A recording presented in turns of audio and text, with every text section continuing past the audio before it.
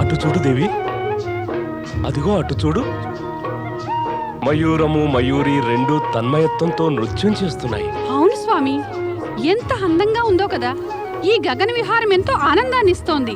నారాయణ నారాయణ, గగన విహారం చేస్తున్నారా దేవేంద్ర? అవును దేవర్షి, అందాలు చూస్తూ ఉంటే సంతోషం కలుగుతుంది కదా. తప్పక కలుగుతుంది. కానీ సంతోషంతో పాటుగా మనం నిశ్చింతగా సురక్షితంగా కూడా ఉంటే సంతోషాన్ని సంతోషంగా అనుభవించగల ఆనందం పరమానందమే అవుతుంది. మా సంతోషానికి ఏదైనా అడ్డు తగులుతుందా దేవర్షి? శచీదేవి, కూర్చునే స్థానం గనక కేవలం ఆసనమే అయితే ఏ ఇబ్బంది కలగబోదు. కానీ అదే ఆసనం సింహాసనం అయితే దానికై శత్రువులంతా కొంతగానైనా తగవులాడ్డం జరుగుతూనే ఉంటుంది. అలాంటప్పుడు సింహాసనారూఢుడైన అధిపతి భోగ విలాసాలు అమితోల్లాసాలలో మునిగి స్థిరుడైపోతే అతడి భవిష్యత్తు అస్థిరమైపోతుంది. శచీదేవి, ఈ సంతోష సమయంలో తమరిలా మాట్లాడతారని దేవర్షి. స్వర్గాధిపతులకు ఇలాంటి అమితోల్లాసాలు సహజమే కదా. మరైతే ఇబ్బందులు, కష్టాలు, ఆపదలు కలగడం కూడా సహజమే కదా దేవేంద్ర. గుర్తుంచుకోండి, లోకంలో సృష్టించబడిన భోగాలన్నిటి వెంట ఏదైనా ఒక రోగం ఉండి తీరుతుంది. మరి తమరెందుకు అనుకుంటున్నారు దేవేంద్ర? తమరికి ఈ అధికార ప్రాప్తి భోగాలు అనుభవించడానికేనని? తమకి భ్రమ ఎందుకు కలిగింది దేవేంద్ర? ఈ స్వర్గపు సింహాసనము, ఈ సుఖాలు తమరు అనుభవించడానికే అమిరాయని. సింహాసనంతో పాటు సుఖాలు, ఆ సుఖాల వెంట భోగాలు కలుగుతూనే ఉంటాయిగా దేవర్షి. కాదు, ఎన్నటికీ కాదు, ముమ్మాటికి కాదు.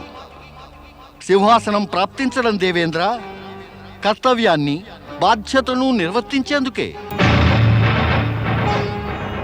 సుఖాలు లభించటంతోటే వెంటనే బాధితులకు సుఖాలు అందజేయాలి సుమా. కానీ తమరు ఏ అభిప్రాయాలను, సిద్ధాంతాలను, ప్రమాణాలను నమ్ముతున్నారో దేవేంద్ర, వాటిని బట్టి ఆధిపత్యం పొందినవారు పదవిని, స్థానాన్ని, ఇంకా సుఖాలను కేవలం అనుభవించటానికేనని అనుకుంటారు. ఇలాంటిది జరిగినప్పుడల్లా ఆసనం ఊగిసలాడుతుంది. దానివల్ల ప్రకృతి యొక్క శక్తులన్నీ కూడా ఆ సుఖభోగికి విరుద్ధమైపోయి చివరికి అతడి పతనానికే దారితీస్తాయి. వద్దు దేవర్షి, వద్దు. దయచేసి అలా కటువుగా మాట్లాడకండి. నేను చెబుతున్నదంతా కూడా ఆ ప్రకృతి చెప్పేది, చేసేది మాత్రమే. తమరే స్వయంగా ఆలోచించి చూడండి దేవేంద్ర. తమరు భోగ విలాసాల్లో మునిగి తేలినప్పుడల్లా కూడా ప్రతిసారి తమరు దుర్బలులయ్యారు. తమరలా దుర్బలులైనప్పుడల్లా అసురులు బలవంతులై తమపై దాడులు కూడా చేశారు. అనేక మార్లు వారు తమ స్వర్గాన్ని హరించారు కూడా. అప్పుడు తమరు పరిగెత్తి ఏ బ్రహ్మదేవుని వద్దకో, లేదా మహావిష్ణువు వద్దకో, లేకపోతే ఆ పరమేశ్వరుని వద్దకో అసహాయులైపోయి సహాయం కోర వెళ్ళారు.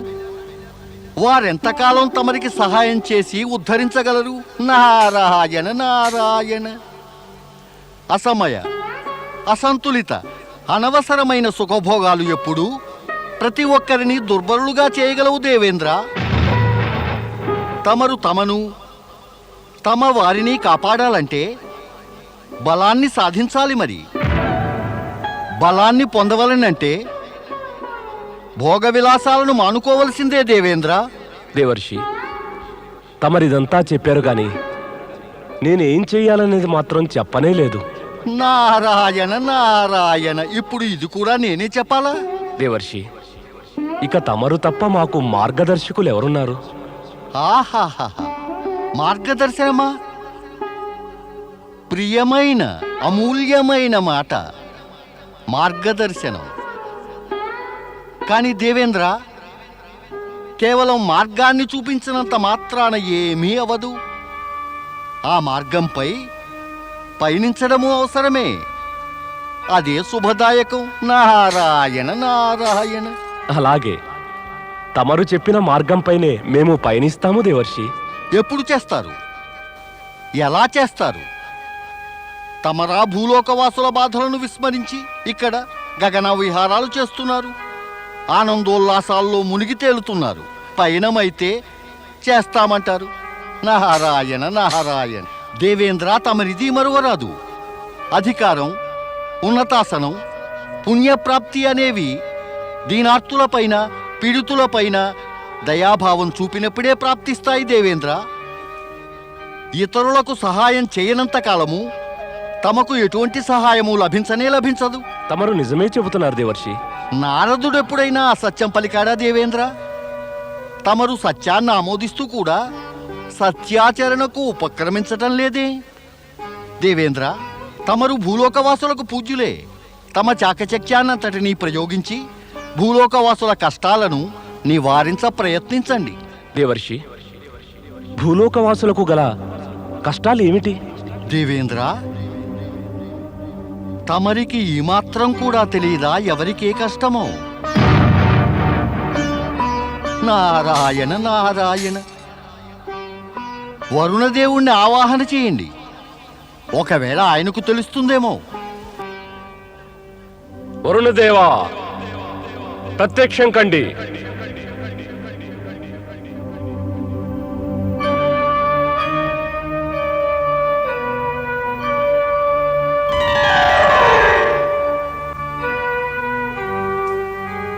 నాతో అవసరమేమొచ్చింది దేవేంద్ర? వరుణదేవ, తమకు భూలోకవాసుల కష్టాల గురించి ఏమైనా తెలుసునా? క్షమించండి దేవర్షి, నాకు భూలోకవాసుల కష్టాలేమిటో తెలియదు సుమా. భూమిపై పనులు ఎలా జరుగుతాయి?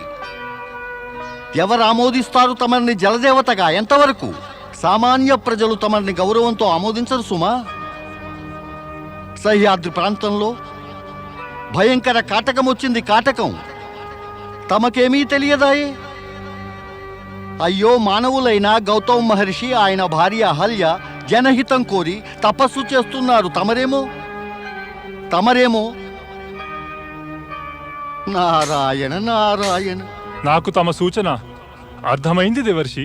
నా ఉద్దేశ్యం తమకు సూచనప్రాయంగా తెలియచేయడం మాత్రమే కాదు వరుణదేవా. నా ఉద్దేశ్యం తమర్ని ప్రజల బాధల నివారణకు ప్రేరేపించడం కూడా. వారిని బాధా విముక్తులను చేయండి. నేనిక ఇప్పుడే భూలోకానికి ప్రయాణమవుతాను. నారాయణ నారాయణ.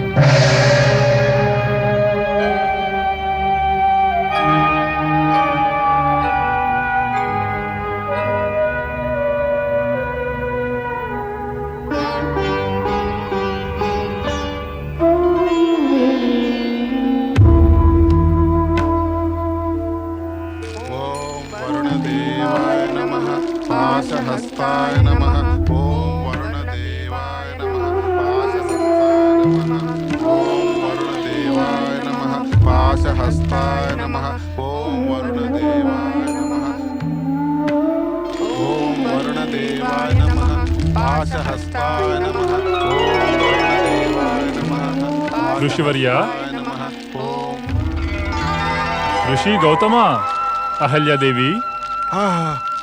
వరుణదేవా, ప్రత్యక్షమయ్యారా? ప్రణామం. తమ దర్శనం పొందటంతో ధన్యులమయ్యాం వరుణదేవా. నేను తమ కోరికలు తీర్చడానికే ప్రత్యక్షమయ్యాను. చెప్పండి ఋషివర్య, తమ కోరిక ఏమిటి? వరుణదేవా, నేను నా కోసమని కాదు, ప్రజాహితాన్ని కోరి తమరిని తలుచుకున్నాను. గత 12 సంవత్సరాలుగా వర్షాలు కురవక నీటి వనరులన్నీ ఎండిపోయాయి. అన్న జలాల అభావంతో ఆబాల గోపాలం, పశుపక్షాదులు అకాల మృత్యువాత పడుతున్నారు. తమరికి సవినయ ప్రార్థన వరుణదేవా. తమరు దేవేంద్రుని వర్షాలు కురిపించమనండి. అప్పుడు అఖండ జల వనరులు ప్రాప్తిస్తాయి. తథాస్తు. నాతో పాటు రండి.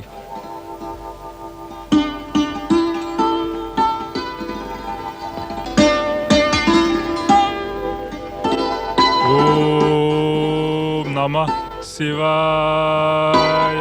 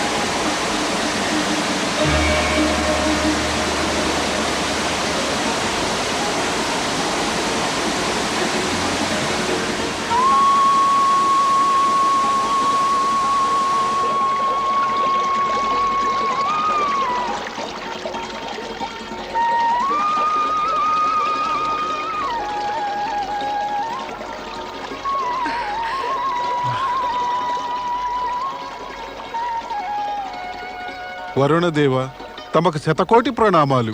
అఖండ జలవనరులను సృష్టించి తమరు ప్రాణులన్నిటినీ రక్షించారు. మేము ఎల్లకాలము తమకు రుణపడి ఉంటాము. తమరి ఈ కృపా దయాదృష్టి వల్ల మానవ జాతి సదా తమ పేరును స్మరిస్తుంది. ఋషివర్య, నా అంతటా నేను ఇక్కడికి రాలేదు. తమరి సద్భావన, లోకహిత భావన, తమ సదాశయాలు నన్నిక్కడికి తీసుకొచ్చాయి.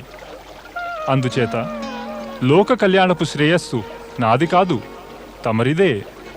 ఈ సత్యం ఆధారంగానే బ్రహ్మగిరి పైని ఈ కుండం గౌతమ కుండం అనే పేరుతో ప్రసిద్ధమవుతుంది. ఇది భవిష్యత్తులో అనేక అద్భుతాలను కూడా సృష్టించగలదు.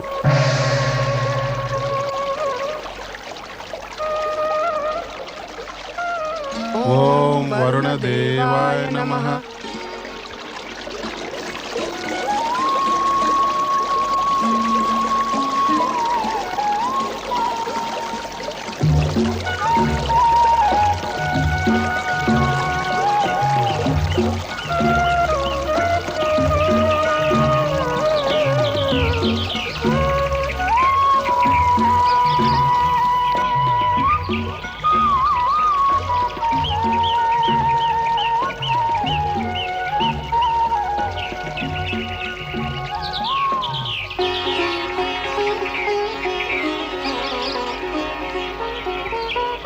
వరుణదేవుడు మన పిలుపు విన్నారు.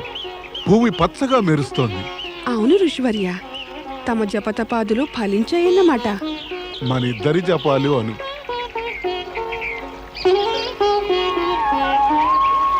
ఓం నమః శివాయ, ఓం నమః శివాయ, ఓం నమః శివాయ, ఓం నమః శివాయ, ఓం నమః శివాయ, ఓం నమః శివాయ, ఓం నమః శివాయ, ఓం నమః శివాయ. గౌతమ మహర్షి అహల్య తపస్సు ఫలించింది. జలకొండం వెలిసిందిగా, ఇక జలాభావం ఉండబోదు. ఆయన సుగుణాలను పొగుడుతున్నారెందుకు స్వామి? జపతపాదులు మనం చేసినా జలాల ప్రాప్తి కలిగేదే. కాదు కాదు, గౌతమ మహర్షి మహా తపస్వి. ఆయన చేసిన తపస్సుకు ఫలితంగానే ఈ క్షేత్రంలో జలం లభిస్తోంది. గౌతమ మహర్షి మహిమను పొగుడుతూ కూర్చుంటే ఉన్న చోటనే ఉండిపోతారు సుమా. ఓం నమః నాకు శివాయ, చెప్పడానికే ఓం సిగ్గు నమః శివాయ. కలుగుతోంది. తమరి తపస్సు, యజ్ఞ సాధన కూడా ప్రభావరహితాలే.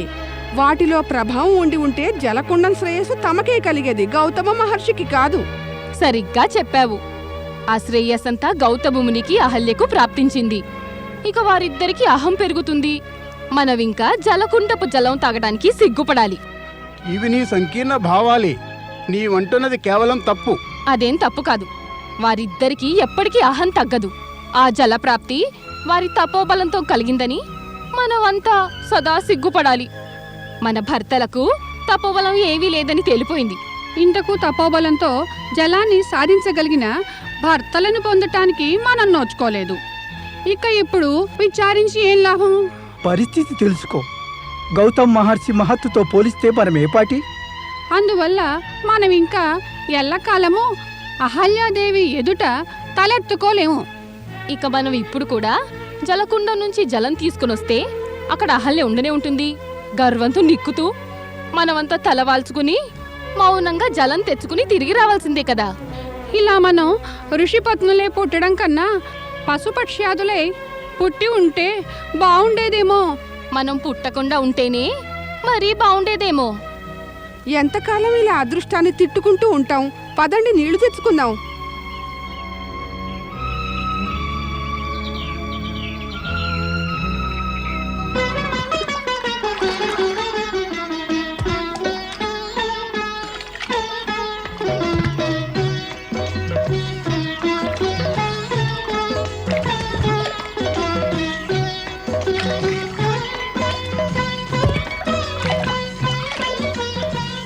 గౌతమ మహర్షి కృపా సాధనాల వల్ల ఒక కొత్త జీవితాన్ని పొందాం.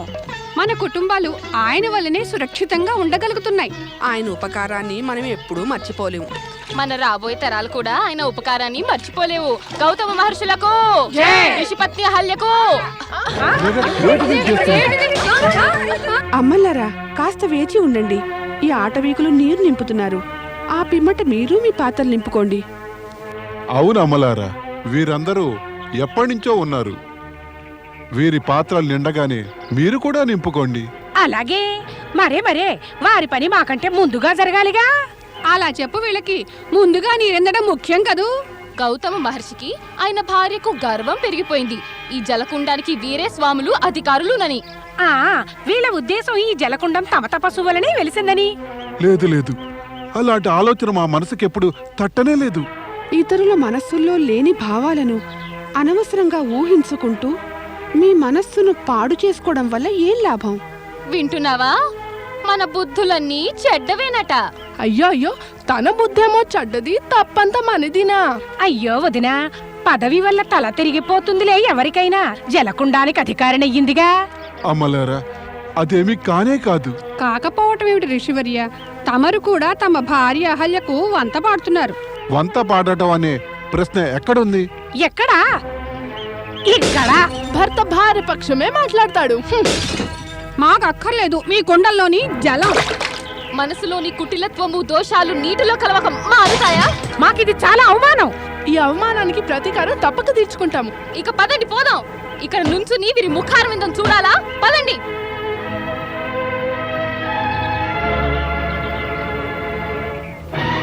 దేవి అహల్య, ఈ ఋషిపత్నులతో తగాద మంచిది కాదు.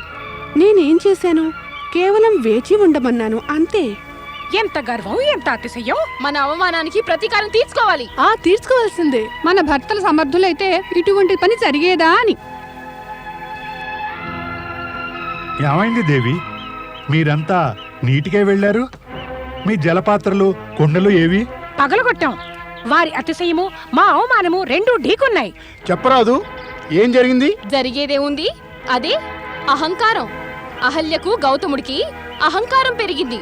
వారి యొక్క తపోబలం వల్లనే జలకుండం ఇక్కడ వెలిసిందని. గౌతమ్ మహర్షికి అహంకారం లేదే. నిజం చెప్పాలంటే మాత్రం జలకుండం వారి తపోబలం వల్లనే వెలిసింది. అంటే మేం చెప్తున్నది అసత్యం అంటారా? ఇంతకు మీకు కావాల్సిందేమిటి? ప్రతీకారం. అవునవును, ప్రతీకారం. ఎలాంటి ప్రతీకారం? మా అవమానానికే మరేమిటి? కానీ మనం గౌతమ్ మహర్షిపై ప్రతీకారం ఎలా తీర్చుకోగలం? మా కోరిక ఏమంటే మీరంతా ఒక పెద్ద యజ్ఞాన్ని ఏర్పాటు చెయ్యాలి అని. ఎలాంటి యజ్ఞం? ఆ యజ్ఞం వల్ల వారి ఇరువురి యొక్క తపోబలము సర్వసిద్ధులు నాశనం కావాలి. వారి గర్వం పూర్తిగా నశించాలి. వారు కఠోర యాతనలకు లోనైపోయి కష్టాలు పడాలి. వద్దు వద్దు, అది అనుచితమైన పని. అయితే వారు కావించిన ప్రవర్తన ఉచితమంటారా? మరి ఏదైనా ఉపాయం ఆలోచించవలసిందే. కాదు, కేవలం ప్రతీకారమే. మళ్ళీ ఆలోచించండి. అందుకు అవసరమేం లేదు. అందరికీ స్పష్టంగా చెప్తున్నాను. వారిపై ప్రతీకారం తీర్చుకోవడంలో మీరంతా మాకు తోడ్పడకపోతే మేమీ ఆశ్రమాన్ని వదిలేసి ఎక్కడికో వెళ్ళిపోతాం.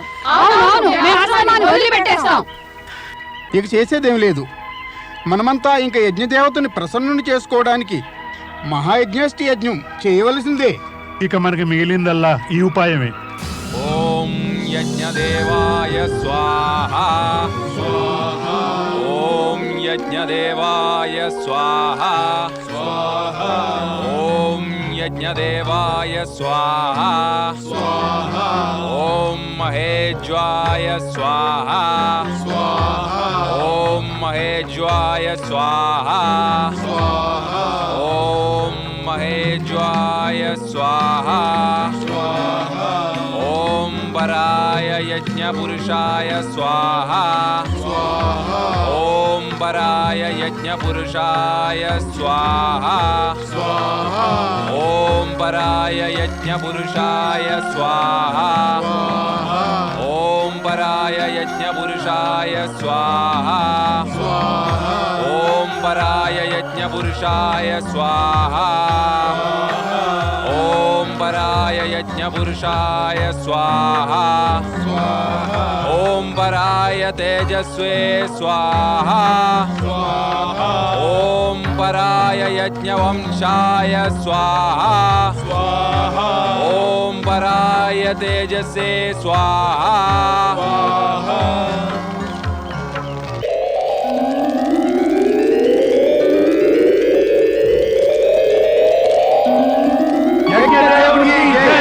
యజ్ఞదేవునికి జై! యజ్ఞదేవునికి జై! ఋషులారా, చెప్పండి, నన్ను మీరు ఏ ఉద్దేశపూర్తికై ఈ యజ్ఞం ద్వారా ఆవాహన చేశారు?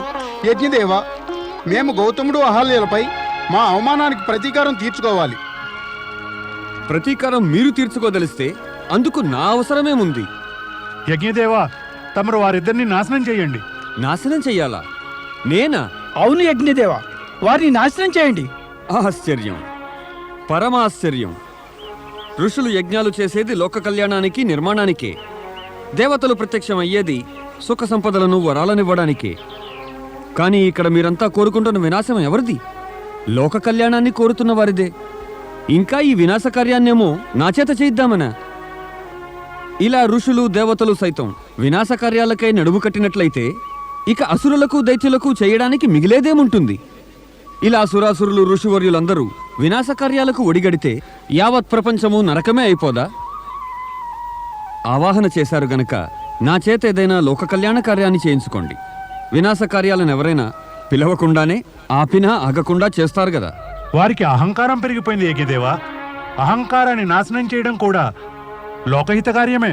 వారికి అహం పెరిగిందని మీరే అంటున్నారు, నేను కాదు. మీరు నమ్మేదంతా నేను కూడా నమ్మనవసరం లేదు. నేను గౌతమ మహర్షికి హాని తలపెట్టను. తమరు దుర్భావనలను మర్చిపోయి ఏదైనా వరం కోరండి. అదే మీకు హితము, ఉచితము కూడా. యజ్ఞదేవ, మా ఆవాహనకు ప్రత్యక్షమైన మీరు మేము చేసిన యజ్ఞ ఫలాన్ని మాకు ఇవ్వక తప్పదు. అందుకే కదా నేను వచ్చినది. యజ్ఞఫల రూపంలో మేము గౌతముడు అహల్యుల వినాశనాన్నే కోరుతున్నాము. యజ్ఞఫలం అనేది వినాశ రూపంలో ఎప్పుడూ లభించదు, భవిష్యత్తులో అలా జరగబోదు కూడా. వినాశం ఇలాంటి యజ్ఞం వంటి పవిత్రమైన, మంగళప్రదమైన కార్యం వెనుక దాగదలిస్తే ఈ భూమిపై మృత్యువు ఇక దుర్భావననే గజ్జగట్టి దుఃఖము, బాధలనే మృదంగంపై కరాల నృత్యం ఆరంభిస్తుంది. ఇప్పుడు ఏం చేయాలి? యజ్ఞదేవుడు గౌతమునికి చేతుల హాని కలిగించరు, అయితే పరోక్షంగా చేయమందాం. అలాంటి యుక్తి ఏదో పన్నాలి. ఒక ఉపాయం ఉంది. ఏమిటది? ఓ యజ్ఞదేవా, తమరు గనుక ప్రత్యక్ష రూపంలో గౌతమునికి హాని చేయదలచకపోతే మా ప్రార్థన ఒకటి మన్నించండి. ఏమది? తమరొక బక్క చిక్కిన చావబోతున్న గోవు రూపాన్ని ధరించి గౌతమ మహర్షి ఆశ్రమానికి వెళ్ళండి. అక్కడికి వెళ్ళి మీ ప్రాణాలను విడవండి. అప్పుడు ఆయనకు గోహత్యాపాతకం తగులుతుంది. మేమంతా ఆయనను ప్రాయశ్చిత్తం కోసం బలవంత పెడతాం. ప్రత్యక్షంగానో లేక పరోక్షంగానో మీరు నా ద్వారా గౌతమ మహర్షికి హాని చేయబోనుకున్నారు. ఇది అనుచితమే. మీరంతా ఏదైనా పనికొచ్చే వరం కోరుకోకూడదా? యజ్ఞదేవ, ప్రత్యక్షమైనాక తమరు మాకు యజ్ఞఫలాన్నివ్వక తప్పేది లేదు. యజ్ఞఫలం అనేది యాచకుల ఇచ్ఛానుసారమే ఇవ్వబడుతుంది. తమరు మా ప్రార్థన మన్నించక తప్పదు. ప్రత్యక్షమయ్యాను గనక ఫలాన్ని ఇవ్వక తప్పేది లేదు. నేను చనిపోయే గౌనవుతాను. ఇక చూడవలసిందే వారిద్దరి దుర్దశ ఎలా ఉంటుందో. గౌతముడు, అహల్య ఇద్దరూ కళంకితులైపోతారు. కళంకం అంటే మృత్యువుకు సమానమే.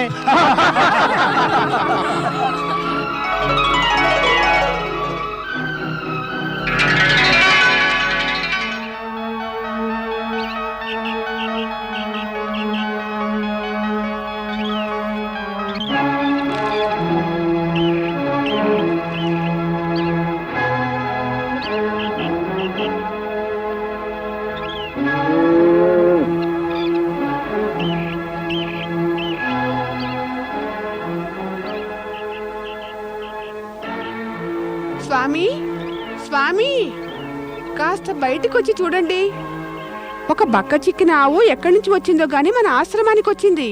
మనం దీన్ని కాపాడి సహాయం చేయవలసిందే. అరేరే, ఏమైంది?